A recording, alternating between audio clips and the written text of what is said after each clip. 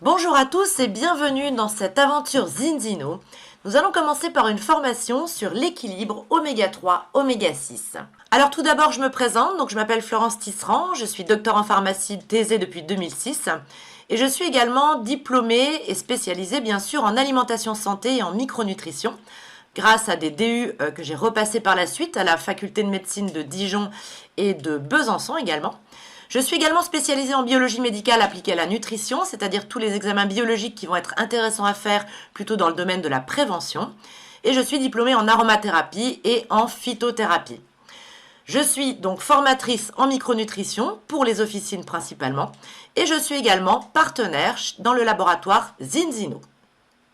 Étant passionnée par le domaine de la micronutrition, je donne aussi parfois des interviews et je pratique aussi des conférences, soit pour le grand public, soit pour les professionnels de santé.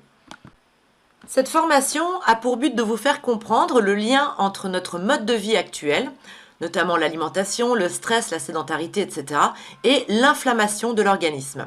Et nous verrons ensuite comment nous pouvons réduire cette inflammation afin de conseiller au mieux nos patients. Nous parlons de plus en plus de l'importance du microbiote et le lien entre le microbiote et de nombreuses maladies. Alors ça, c'est un petit rappel. Donc vous voyez sur la photo de droite l'intérieur de l'intestin, c'est-à-dire là où nous retrouvons le microbiote, anciennement appelé la flore intestinale. Donc le microbiote, il est fait de milliards de micro-organismes, parmi lesquels on retrouve les bactéries, des virus, des parasites, des protozoaires, etc., etc. Sur la photo de gauche, nous voyons donc un intestin en coupe. Donc le microbiote se trouve à l'intérieur de cet intestin. Et vous voyez qu'autour de cette membrane intestinale, nous retrouvons le système sanguin. Il est très important que les nutriments, que tout ce qui provient de notre alimentation, arrive sous forme de petites molécules au niveau de cet intestin, au niveau du microbiote, puisque ces petites molécules vont être absorbées par la membrane intestinale pour aller direction le système sanguin afin d'aller nourrir toutes nos cellules et donc tous nos organes. La membrane intestinale est faite en fait de villosités et sur chacune de ces villosités, nous retrouvons des microvillosités. Si vous mettez un intestin à plat, nous avons 400 mètres carrés de surface. Ces 400 mètres carrés vont faire office de surface d'échange entre ce qui va arriver de l'extérieur, notamment l'alimentation, et l'intérieur de notre organisme. Nous avons donc sur la photo de gauche ce fameux intestin, où nous retrouvons la membrane intestinale tout autour, et en dessous un grossissement de cette villosité. Sur la photo de droite, nous avons un ultra grossissement de cette membrane intestinale. Nous retrouvons donc au-dessus le microbiote, c'est-à-dire les bactéries. En dessous, nous voyons qu'il y a un mucus. Et en dessous, nous avons la membrane intestinale qui est faite de cellules que l'on appelle les entérocytes. Les bactéries du microbiote vont en fait coloniser la couche de mucus, c'est-à-dire qu'elles vont former ce mucus. Et ce mucus permettra de protéger les cellules épithéliales en tapissant en fait la muqueuse intestinale. Lorsque vous avez un microbiote qui est très bien équilibré, les bactéries vont fabriquer ce mucus qui va protéger la membrane intestinale et les jonctions entre les entérocytes vont être correctement serrées et tout ce système permettra un passage correct des petites molécules, à savoir les vitamines, les oligoéléments, donc toutes les vitamines, vous savez ce que c'est. Les oligoéléments, c'est tout ce qui est fer, cuivre, zinc, magnésium, etc., etc.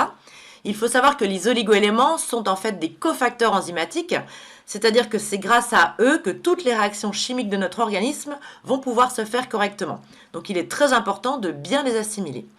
Vous avez également le passage des molécules de glucose qui sont issues des glucides, le passage des acides aminés issus des protéines et le passage des acides gras issus des lipides. Alors que se passe-t-il lorsque vous avez un déséquilibre du microbiote? C'est ce que l'on appelle la dysbiose. Dans ce cas-là, vos bactéries qui vont plus du tout être équilibrées, il faut savoir qu'on vit vraiment en symbiose avec ces bactéries, elles sont là pour nous protéger. Donc si elles sont complètement déséquilibrées, elles ne vont plus sécréter correctement le mucus. Le mucus va devenir défectueux et donc de ce fait, il va moins bien protéger la membrane intestinale et on va se retrouver avec une membrane intestinale également défectueuse, on va dire trouée, une membrane intestinale altérée, les entérocytes sont complètement abîmés et dans ce cas-là, on parlera donc d'hyperperméabilité intestinale ou encore de leaky gut en anglais si jamais vous avez déjà entendu ce terme. Lorsqu'un patient est dans cette configuration, il faut savoir que non seulement il va y avoir passage de molécules étrangères toxiques, comme des virus, bactéries proprement dites de son propre microbiote, ou encore des molécules de gluten, on voit ça par exemple chez les gens qui ont une intolérance au gluten, etc., etc.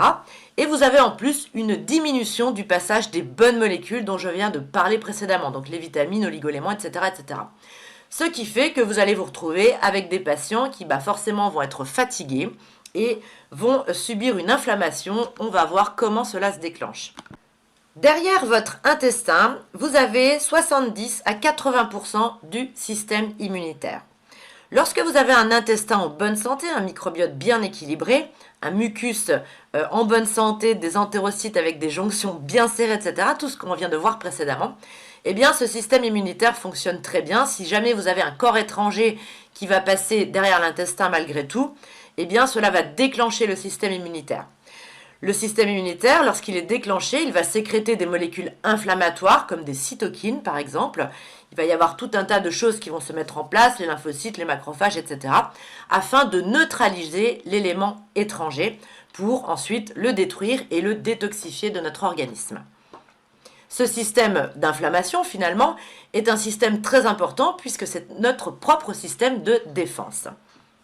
Mais alors, que se passe-t-il lorsque vous êtes en hyperperméabilité intestinale? Eh bien, vous allez avoir des molécules étrangères, toxiques, qui vont passer de façon régulière, ce qui fait que le système immunitaire va se déclencher de façon continue. Et je vous l'ai dit, à chaque fois qu'il se déclenche, il sécrète des molécules inflammatoires, donc des cytokines, je le redis. Et ces molécules inflammatoires, lorsqu'elles sont générées ponctuellement, eh bien ça ne pose pas de problème, c'est notre système de défense naturel. Mais lorsque vous avez ce système de façon continue, eh bien vous allez vous retrouver avec des patients qui vont être en inflammation continue. C'est ce que l'on appellera l'inflammation de bas grade. L'inflammation de bas grade, c'est quoi exactement? Eh bien, c'est une inflammation qui est chronique et qui est surtout sous-jacente. C'est-à-dire que généralement, elle n'est pas forcément détectée aux examens biologiques classiques qu'un médecin généraliste ou même un spécialiste pourrait faire, notamment le dosage de la PCR, la protéine C réactive. Donc, ce qui fait que l'on a une inflammation qui est totalement insidieuse. Et c'est cette inflammation qui va être malheureusement responsable de nombreuses pathologies. Alors voici rapidement quelques exemples de maladies liées à l'inflammation. Bien évidemment, vous retrouvez toutes les maladies inflammatoires chroniques de l'intestin, comme le syndrome du côlon irritable, les maladies de Crohn, la rectocolite hémorragique, etc. Tout ce qui va être symptômes intestinaux, constipation, diarrhée, douleur ou crampes abdominales, impression de mauvaise digestion. Bien sûr, les maladies inflammatoires osseuses, l'arthrose, l'ostéoporose. Vous retrouvez également les maladies inflammatoires pulmonaires comme les allergies, que l'on voit de plus en plus malheureusement, l'asthme, les bronchites à répétition. Vous avez également une inflammation qui est très connue sans être finalement trop reconnue, qui est l'inflammation gynécologique que l'on appelle l'endométriose. L'endométriose, c'est en fait une inflammation de l'endomètre. L'endomètre, il fait partie de l'utérus. Et lorsque vous avez une inflammation de cet endomètre, eh bien, la nidation ne va pas se faire correctement, c'est-à-dire que l'œuf ne pourra pas s'implanter correctement dans l'utérus.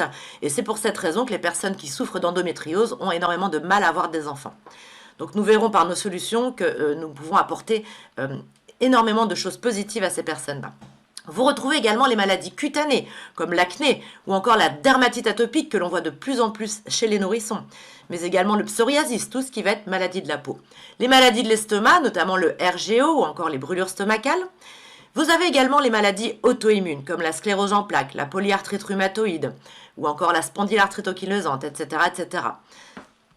Si nous prenons l'exemple de la sclérose en plaques, il y a de nombreux scientifiques qui ont remarqué que la bactérie qui se nomme perfringens de type B aurait la capacité à pénétrer dans le système nerveux central et aller s'attaquer à la gaine de myéline et aux oligodendrocytes, donc les cellules qui sont productrices de la gaine de myéline.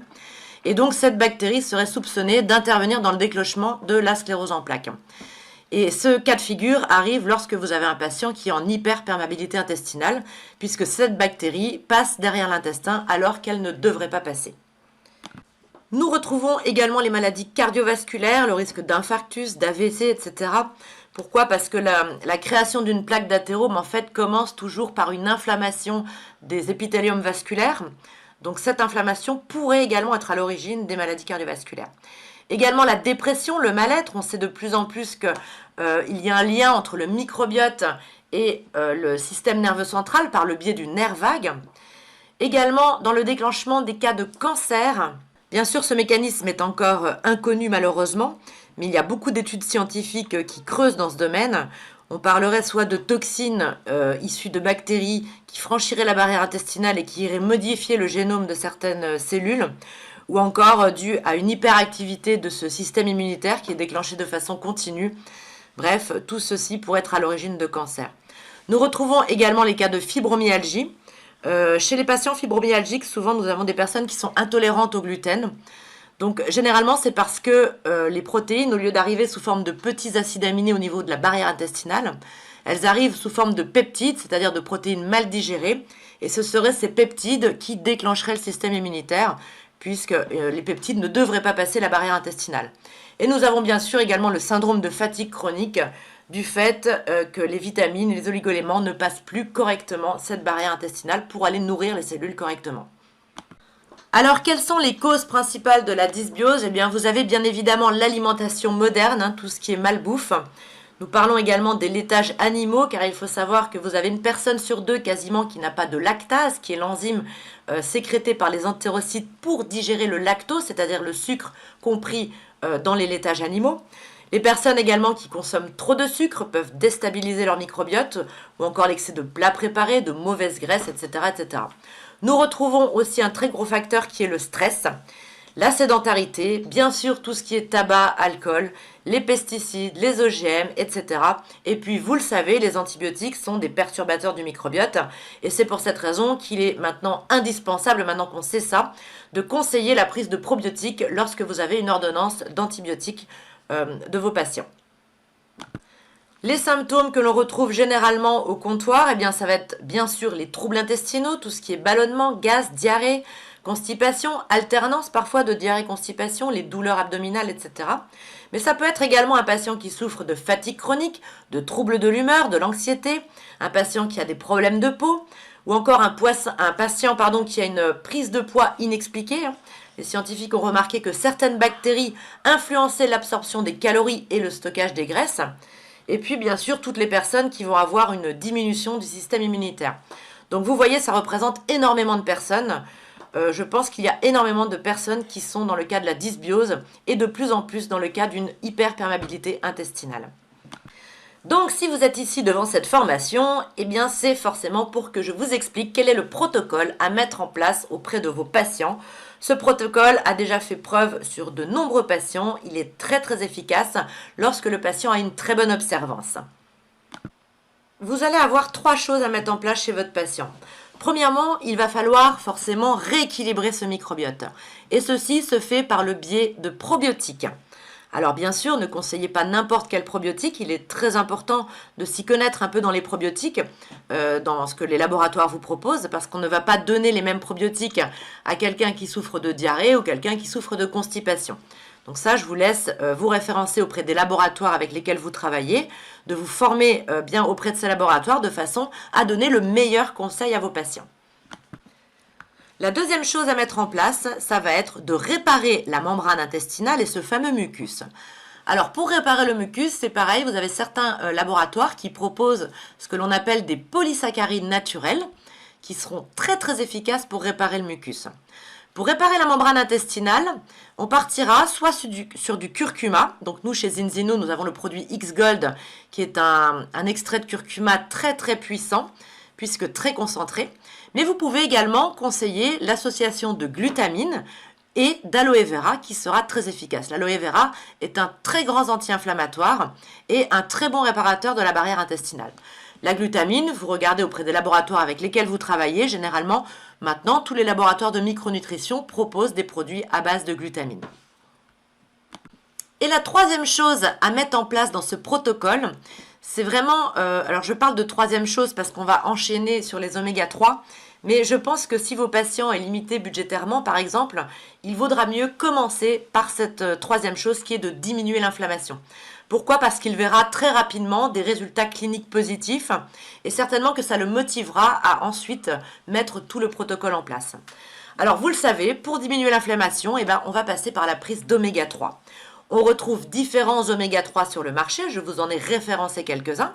Nous avons également le médicament Omacor, qui en fait n'est pas un médicament, mais un complément alimentaire. Ce complément, on va dire, était très prescrit auparavant par les médecins cardiologues, même par les généralistes, notamment dans les pathologies cardiovasculaires ou avec des antécédents de pathologies cardiovasculaires, parce qu'il est prouvé scientifiquement que les oméga 3 ont un grand intérêt dans les maladies cardiovasculaires. Malheureusement, ce n'est pas encore prouvé pour tout le reste, mais je suis sûre que nous allons réussir, nous, à convaincre nos patients en mettant ça en place, car vous verrez qu'ils auront des résultats très efficaces et très rapidement.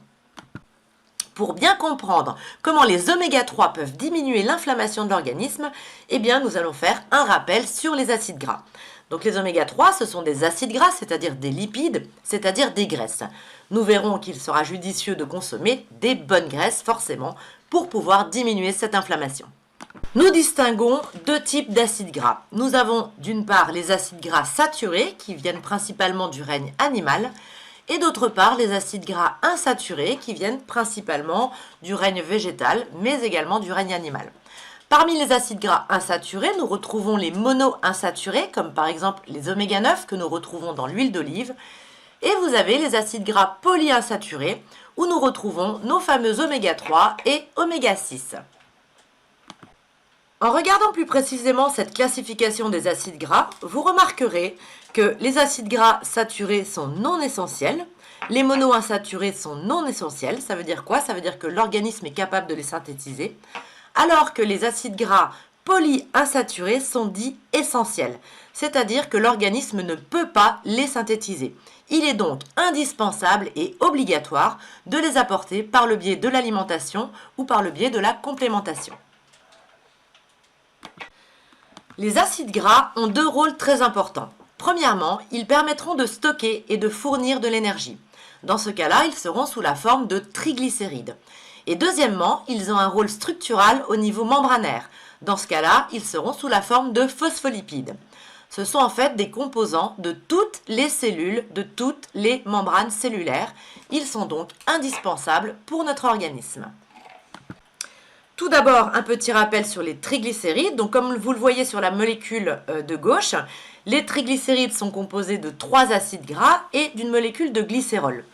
Les triglycérides sont stockés au niveau du tissu adipeux, c'est-à-dire au niveau des graisses, et ils permettront donc d'être synthétisés lorsque l'organisme aura besoin d'énergie, d'être libérés plutôt lorsque l'organisme aura besoin d'énergie. Ils sont formés principalement au niveau de l'intestin grêle par le biais de l'alimentation que l'on va apporter, mais ils sont également produits par le foie. D'ailleurs, généralement, lorsque vous avez un patient qui est atteint d'hypertriglycéridémie, ce sera surtout une production par le foie à partir des sucres. Donc, il faudra plutôt conseiller à votre patient de diminuer les sucres, et notamment les sucres cachés, par exemple le pain, les pâtes, le riz, etc., plutôt que de diminuer l'apport de graisse. Parlons désormais de leur rôle structural. Donc, vous voyez sur le schéma de gauche une cellule, donc on voit bien au centre son noyau, et autour la membrane cellulaire. La photo de droite est un grossissement de la membrane cellulaire et nous voyons bien que nous retrouvons dans cette membrane les phospholipides. Donc toutes les membranes de toutes nos cellules sont faites à partir de ces phospholipides. Donc bien sûr, vous avez d'autres molécules dans une membrane, il y a des molécules de cholestérol, des protéines, etc. Mais tout ça pour vous montrer que les phospholipides, donc les graisses, sont extrêmement importants puisqu'ils font partie de toutes les cellules. Pourquoi est-il important de consommer surtout des acides gras polyinsaturés? Nous voyons sur la photo de gauche, sur l'image, un acide gras saturé tout en haut. C'est un acide gras qui n'aura aucune double liaison. C'est-à-dire que si votre cellule est faite uniquement d'acides gras saturés, on va avoir affaire à une cellule très rigide. C'est pour cette raison que nous consommerons, l'intérêt de consommer des acides gras monoinsaturés comme l'huile d'olive qui contiendra une double liaison ou encore des acides gras polyinsaturés qui eux contiendront plusieurs doubles liaisons. Le fait qu'il y ait plusieurs doubles liaisons, cela amènera une fluidité à votre membrane cellulaire. Et c'est très important parce que lorsque vos cellules sont trop rigides, tous les petits nutriments, les oligo-éléments, etc. vont moins bien rentrer dans la cellule. Donc pour que votre cellule soit très efficace et qu'elle absorbe correctement les nutriments, eh bien il faudra une configuration un peu plus fluide et ça se fait grâce à l'apport des acides gras polyinsaturés. Là, je vous ai mis juste pour exemple la formule de l'acide éicosapentaénoïque, donc plus connu sous le nom de EPA, donc qui est un oméga 3, donc un acide gras polyinsaturé oméga 3. Vous voyez qu'il contient 1, 2, 3, 4, 5 doubles liaisons, ce qui permet d'engendrer une bonne fluidité au niveau des cellules. Donc retenez ceci, toutes nos cellules sont faites de phospholipides, donc de lipides, donc de graisse, et y compris les cellules de la membrane intestinale, c'est-à-dire les entérocytes. C'est pour cette raison que la première chose à faire auprès de votre patient, ça va être de conseiller des oméga 3, parce qu'en prenant des oméga 3, non seulement il va diminuer l'inflammation, mais il va également commencer à réparer sa membrane intestinale, donc à diminuer ce risque d'hyperperméabilité intestinale.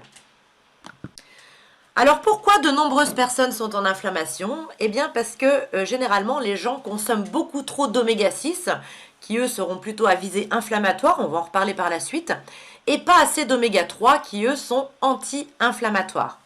Il faut savoir qu'en France, en général, les gens sont à 1 oméga 3 pour 10 à 20 oméga 6. Donc la plupart des gens sont en inflammation. Aux États-Unis, par exemple, les statistiques sont encore plus dramatiques puisque les gens sont à 1 oméga 3 pour 30 voire 40 oméga 6.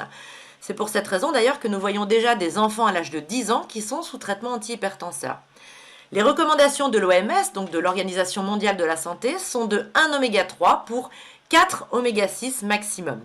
Il faut savoir qu'à l'ère du paléolithique, ils étaient à 1 oméga 3 pour 1 oméga 6, c'est-à-dire en parfait équilibre inflammatoire-anti-inflammatoire. Donc le but, ça va être de se rapprocher au maximum d'un bon rapport oméga 3 oméga 6, de façon à pouvoir diminuer considérablement l'inflammation de l'organisme. Pour vous expliquer le lien entre l'équilibre oméga 3 oméga 6 et l'inflammation, nous allons voir ce que l'on appelle la cascade des eicosanoïdes. Alors ce schéma est très complexe, donc je me suis permise de vous le simplifier. Nous voyons donc à gauche les oméga 6. Le précurseur des oméga 6 s'appelle l'acide linoléique. Cet acide va se transformer en acide DGLA, c'est-à-dire dihomogamma-linolénique, qui lui se transformera soit en PGE1, c'est-à-dire en prostaglandine du groupe 1. Ces prostaglandines seront anti-inflammatoires. Ou alors, ce DGLA va se transformer en acide arachidonique. Cet acide arachidonique est très inflammatoire. Il faut savoir que dans cet équilibre, si la personne consomme trop d'acide arachidonique, le système va avoir tendance à augmenter l'inflammation. À droite, nous avons la synthèse des oméga 3. Donc le précurseur des oméga 3 s'appelle l'acide alpha-linolénique. Ce précurseur va se transformer en EPA, donc l'acide eicosapentaénoïque, qui lui se transformera en DHA, c'est-à-dire en acide docosahexaénoïque. Ce sont des noms à la mort moelleux, mais c'est pas grave, retenez EPA, DHA, et vous le savez, ces deux-là, eh bien, sont anti-inflammatoires. Donc cet équilibre-là permettra de réguler correctement l'inflammation de notre organisme. Alors, on va voir ensuite quels sont les aliments qui sont riches en acide linoléique et riches en acide alpha-linolénique. Mais il faut savoir quand même que toutes ces transformations-là se font grâce à des enzymes que l'on appelle des désaturases et des élongases. Et ces enzymes-là peuvent être chez de nombreuses personnes défectueuses, moins bien fonctionner. Et également, lorsque l'on augmente en âge, lorsqu'on vieillit, eh bien, ces enzymes sont de moins en moins fonctionnelles. Donc, même si vous avez une personne qui vous dit « je mange plein de noix, de fruits secs oléagineux, etc. » qui sont très riches en acide alpha-linolénique, donc le précurseur des oméga 3, eh bien, c'est pas pour ça qu'elle arrivera à correctement transformer cet acide en EPA et en DHA. Et donc, elle pourra malgré tout être en carence d'EPA et de DHA et donc être également en inflammation. Voyons un petit peu quelques aliments afin que vous puissiez donner des conseils alimentaires à vos patients. Donc le précurseur des oméga 6, l'acide linoléique, est principalement présent dans l'huile de tournesol, pépins de raisin, la margarine, la mayonnaise. Bref, tous ces ingrédients-là, il faudra en diminuer l'apport. La DGLA, donc l'acide dihomogamma-linolénique, est présent, lui, dans l'huile de bourrache et l'huile de nagre. La DGLA, on l'a vu, pourra se transformer en prostaglandine de type E1, c'est-à-dire à visée anti-inflammatoire. Et c'est pour cette raison que vous avez des compléments alimentaires qui sont à base de DGLA, puisque ceci permettra quand même de diminuer l'inflammation. Généralement, on conseille la DGLA dans les pathologies cutanées, souvent. D'ailleurs, on le voit sur les boîtes, c'est souvent écrit problèmes acnéiques, etc. Ils vont retrouver l'huile de bourrache et d'onagre.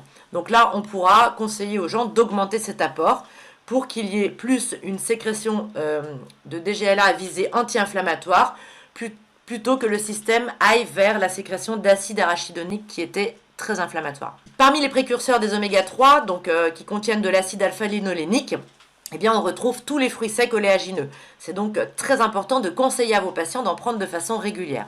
Vous avez également l'huile de colza, l'huile de lin, etc. Donc ça, on peut retrouver des listings sur Internet très facilement. Il faudra conseiller à vos patients d'augmenter l'apport. En ce qui concerne l'acide arachidonique, qui est très inflammatoire, il s'agit des viandes rouges, de la charcuterie, des plats préparés, etc.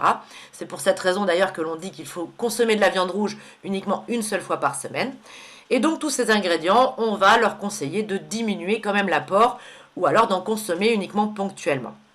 En ce qui concerne les EPA et les DHA, on les retrouve principalement dans les poissons. Et donc, nous verrons par la suite qu'il sera essentiel de conseiller à tout le monde de se supplémenter en EPA et en DHA. Alors, pourquoi nous devrons conseiller à tout le monde de se supplémenter en oméga 3, EPA, DHA? Eh bien, tout simplement parce que déjà, vous avez tous les gens qui ne mangent pas de poisson. Alors, eux, c'est juste une évidence. Et vous avez les gens qui consomment des saumons, du thon, etc. Mais il faut savoir que tous les poissons, les gros poissons, sont très riches en graisse. Et plus le poisson sera riche en graisse, plus il va assimiler les toxines. Ce sont des poissons qui sont en début de chaîne et donc qui assimilent énormément de mercure, etc. Donc il n'est pas conseillé d'en manger tous les jours. Les recommandations sont plutôt de une fois par semaine, voire même vous avez certains nutritionnistes qui conseillent carrément de les arrêter. Bon, il ne faut pas être extrémiste, mais il faudrait quand même en limiter l'apport. Donc les EPA et DHA peuvent être apportés par le biais des petits poissons gras. Ce sera ça vraiment le conseil à donner à vos patients. Mais pour être en état d'équilibre, donc quelqu'un qui ne consomme pas trop d'oméga 6, on va dire, et qui veut être en équilibre oméga 3, eh bien il faudra qu'il consomme minimum 3 boîtes de sardines par personne et par semaine. Et la moitié pour les enfants. Alors je peux vous dire qu'on en est loin quand vous demandez à vos patients. Et sachant que ça va être pour des gens qui en plus ne consomment pas trop d'oméga 6. Donc en gros, ça concerne quasiment personne. Et c'est pour cette raison que moi personnellement, je conseille à tout le monde, sans exception, de prendre des oméga 3, y compris même les enfants. Et je vais vous reparler de ça par la suite. Quand je dis tout le monde, cela concerne vos patients bien évidemment, mais également votre entourage, vos amis, votre famille, vos enfants, etc. Qu'ils soient malades ou non, parce que là, nous sommes vraiment dans le domaine de la prévention. C'est-à-dire que si vous avez quelqu'un qui n'a pas d'inflammation, eh bien, il sera moins sujet à déclencher des pathologies par la suite. Donc ça peut concerner un enfant, même un adolescent de 15 ans, pour éviter que cet enfant déclare une maladie à l'âge de 35 ou 40 ans. On est vraiment dans le domaine de la prévention. Et bien sûr, les gens qui sont déjà malades, on a vu, l'inflammation concerne de nombreuses pathologies, donc il faudra ne pas hésiter à le conseiller à tout le monde. Voici un petit aperçu du marché mondial, puisque le laboratoire Zinzino travaille au niveau mondial, je vous en reparle après. Le laboratoire Zinzino donc fait des tests pour doser l'équilibre oméga 3, oméga 6. Eh bien, à ce jour, ils ont réalisé pratiquement 1 300 000 tests et ont remarqué que 95% de la population mondiale était en déséquilibre. Ça veut dire que 95% de la population mondiale est en inflammation. Donc personnellement, je pense qu'il ne faut pas s'étonner que nous ayons une croissance exponentielle de nombreuses pathologies. Nous avons vu qu'il existait plusieurs types d'oméga 3 sur le marché. Alors qu'est-ce qui fait la qualité des oméga 3 ? Eh bien, ça va être notre statut en polyphénol. Donc les polyphénols, vous le savez sûrement, ce sont des antioxydants. Les antioxydants, ce sont des molécules qui neutralisent les radicaux libres, notamment les peroxydes et les radicaux hydroxyles. Et les polyphénols, principalement, eux, sont présents dans les fruits de mer, les noix et les graines. Donc autant vous dire qu'il n'y a pas beaucoup de gens qui en consomment. Nous avons également des polyphénols présents dans les fruits et les légumes. Mais malheureusement, comme nous avons beaucoup de fruits et légumes qui sont dépourvus de nombreuses choses, des nutriments, des polyphénols, etc., eh bien ça ne suffit plus à avoir un bon apport en antioxydants. Il faut savoir que les polyphénols protègent les acides gras essentiels au sein des cellules membranaires.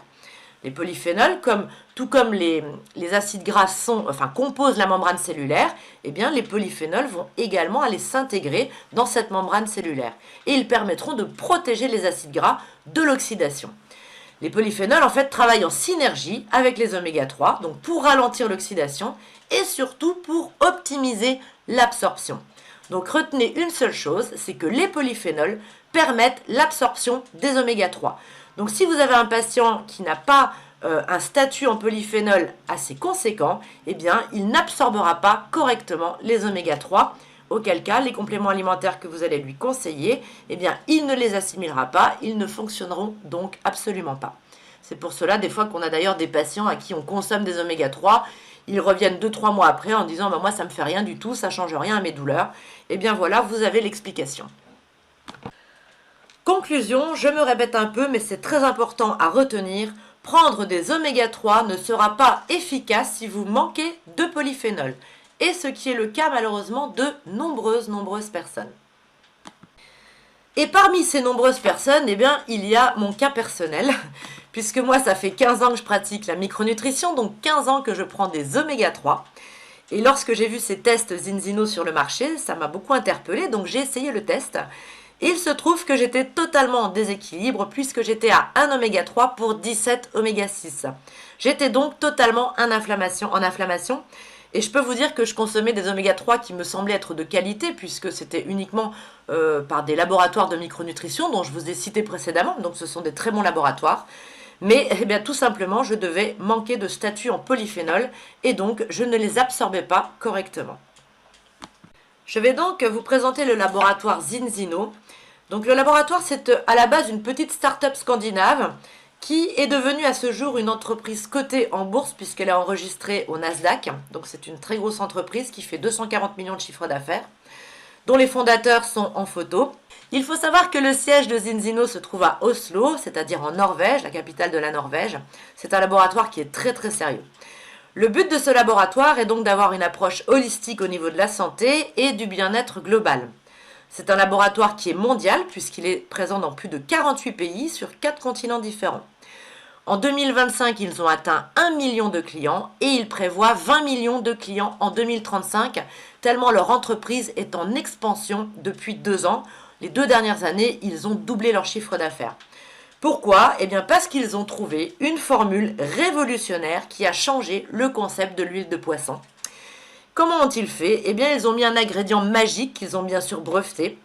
Ils ont enrichi leur huile de poisson en huile d'olive extra vierge pure et qui est bien évidemment très riche en polyphénol.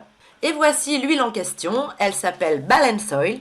C'est un complément alimentaire qui est entièrement naturel, qui contient donc 60% d'huile de poisson qui proviennent de petits poissons sauvages et non d'élevage, c'est très important, parce qu'on n'a pas de pesticides et tout ça, d'antibiotiques, etc. Et qui contient donc 40% d'huile d'olive extra vierge de récolte précoce. Ça veut dire quoi? Ça veut dire que les olives sont récoltées très précocement, de façon à en tirer tous leurs bienfaits. C'est une huile qui est ultra pure, puisqu'il y a des tests moléculaires de détection des toxines qui sont faits régulièrement pour assurer la fraîcheur, la sécurité et la pureté. Et donc sa très grande particularité, c'est d'être très riche en polyphénol, ce qui permet une stabilité oxydative des lipides et qui permet donc une absorption à 100% par tout le monde. Elle contient également de la vitamine D3, vous savez à quel point la vitamine D est également très importante. Cette formule est donc une formule unique au monde et c'est pour cette raison que les résultats sont juste stupéfiants. Et quels sont les avantages de ce produit, au-delà de la composition juste magique et unique? Eh bien, c'est que Zinzino a mis en place des tests, puisque ce tester, bien sûr, permet d'optimiser sa santé. Ce sont des tests qui sont livrés à domicile chez le patient et qui sont très simples à réaliser par lui-même. On met juste 2 gouttes de sang, donc il y a une petite lancette dans le kit. Le patient met 2 gouttes de sang sur un petit support prévu à cet effet. Il met tout dans l'enveloppe, il poste ça et il reçoit les résultats environ 2 à 3 semaines après. C'est un résultat très complet dans lequel nous retrouvons le détail des acides gras. Donc on retrouve tous les acides gras saturés, mais également oméga 3, 6 et 9. Et donc le laboratoire vous envoie non seulement votre équilibre oméga 3, oméga 6, mais également tout ce détail. Et ce détail est très important, nous, pour le suivi patient, pour le conseil que nous pourrons donner aux patients. Pourquoi? Parce que si vous voyez qu'un patient a trop d'acide arachidonique, par exemple, eh bien, vous allez voir avec lui pour éventuellement diminuer sa consommation de viande, de charcuterie, de plats préparés, etc. Si un patient manque d'acide alpha-linolénique, qui est le précurseur des oméga 3, eh bien vous allez pouvoir lui conseiller de prendre des fruits secs oléagineux, etc. etc. Donc c'est un bilan très complet, hein, on reçoit un bilan d'une vingtaine de pages, et c'est donc très ludique et très intéressant pour le patient, puisque grâce à ce bilan, eh bien, nous pourrons l'orienter vers une alimentation davantage santé. D'autre part, un énorme avantage que nous avons chez Zinzino, eh bien, c'est que nous proposons différentes balance oil. Donc vous avez d'une part différents goûts. On retrouve par exemple le Tutti Frutti pour les enfants. Vous avez orange citron, citron pamplemousse. Et vous avez également la première alternative végane sur le marché mondial, certifiée donc par la Vegan Society. Nous avons également la Balance Oil Aqua X. Celle-ci sera plutôt à conseiller aux personnes qui ont soit des problèmes au niveau de l'assimilation des graisses, soit les personnes qui ont eu une ablation de la vésicule biliaire et qui ont du mal, pareil, à digérer les graisses. La Balance Oil Aqua X pourra être mélangée à un jus de fruits par exemple, et l'absorption sera tout aussi efficace. Alors bien sûr, je ne peux que vous reparler de mon cas personnel, puisqu'ayant vu le résultat de mon test, eh bien j'ai joué le jeu et j'ai consommé la Balance Oil. Et en seulement 4 mois, j'ai retrouvé un équilibre de 1 oméga 3 pour seulement 3 oméga 6, c'est-à-dire encore mieux que les recommandations de l'OMS. Donc je ne peux que maintenant conseiller cette huile à mes patients. Et au-delà d'un résultat sanguin qui est devenu positif, eh bien, j'ai ressenti un état clinique largement meilleur, c'est-à-dire que je n'avais plus du tout ni de troubles intestinaux, ni de douleurs articulaires, ni de douleurs musculaires, et cela au bout de seulement 2 mois. Donc voilà, c'est un produit qui est vraiment spectaculaire et dont nous n'aurons pas de difficulté à conseiller tellement les résultats sont surprenants. Je vais également vous parler du cas d'un patient qui avait des tendinites à répétition depuis 15 ans, qui enchaînait les antalgiques et anti-inflammatoires depuis une quinzaine d'années. C'est un patient, un homme de 45 ans. Il a fait son test et il était à 1 oméga 3 pour 32 oméga 6. Donc bien sûr, il a pris Balance Oil et au bout de 4 mois, son équilibre était de 1 oméga 3 pour 5,8 oméga 6. Donc il n'est pas encore à l'équilibre parfait. Bien sûr, il continue à prendre ses huiles. Mais imaginez le résultat qu'il a obtenu en seulement 4 mois. Et pareil, au-delà de ça, il m'a appelé, il m'a dit « c'est extraordinaire, je n'ai plus du tout de douleur ». Donc j'étais très satisfaite de mon conseil, forcément. Et puis ce patient en a parlé à droite à gauche. Et de ce fait, eh bien, il m'a ramené d'autres personnes intéressées par le produit. Un autre intérêt de ces tests, là vous avez par exemple une patiente épileptique de 15 ans, donc une jeune fille, qui était à 1 oméga 3 pour 27 oméga 6, donc c'est énorme. C'est une patiente qui est sous Keppra, donc traitement antiépileptique. Mais ce test nous a permis d'avoir une approche différente avec son neurologue. J'ai contacté son neurologue et nous avons décidé de doser sa zonuline et le LPS. Alors la zonuline, il faut savoir que c'est une protéine qui fait partie des jonctions serrées entre les entérocytes. Et lorsque cette zonuline n'est pas bonne, eh bien cela signifie qu'il y a une hyperperméabilité intestinale. Le LPS et le LBP, c'est pareil. Donc, LBP, c'est le lipopolysaccharide binding protein. C'est une protéine qui est porteuse des LPS. Et le LPS, c'est quoi? C'est le lipopolysaccharide sanguin. C'est en fait une endotoxine que l'on retrouve à la surface de certaines bactéries. Donc, lorsque votre LPS est positif, eh bien, cela veut dire que vous avez des composés des membranes de bactéries, notamment des bactéries Gram-, qui vont passer derrière l'intestin. Et cela signifie qu'il y a une hyperperméabilité intestinale.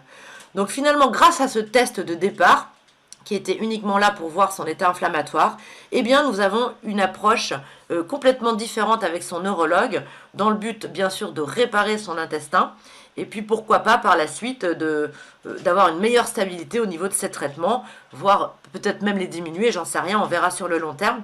Mais en tout cas, c'est très très intéressant comme approche médicale. Alors, comment proposer les oméga 3 Zinzino à vos patients? Eh bien, je vous expliquerai dans la prochaine formation qui sera plutôt axée sur les techniques de vente à l'officine, comment nous pourrons proposer ça aux patients. Sachez juste dans un premier temps qu'il y a un kit de démarrage en fait. Ce kit contient un test, 2 Balance Oil de 300 ml et 2 petites Balance Oil de 100 ml. Donc nous avons déjà à peu près 2 mois et demi de traitement. Il faut savoir que la Balance Oil, c'est une huile qui va se prendre comme posologie en fonction du poids. Donc on sera à 0,15 ml par kilo de poids. Lorsque ce patient reçoit le kit de démarrage, il fait le test, le poste au labo. Et cela lui permet, dès le lendemain, enfin dès qu'il a posté son enveloppe, de commencer à prendre les huiles balance. Et ensuite, nous verrons par quel système, au bout de 4 mois, un deuxième test lui sera offert par le labo pour voir l'avancée de son équilibre oméga 3, oméga 6. Mais tout ceci, eh bien, je vous en parle dans la deuxième formation. Donc j'espère que cette formation vous a été agréable, que vous avez compris beaucoup de choses. Je vous remercie pour votre attention et puis si vous avez des questions, eh bien n'hésitez pas à me contacter soit par mail, soit via les réseaux sociaux. Vous avez mes coordonnées sur cette slide. Je vous dis à bientôt dans la prochaine formation.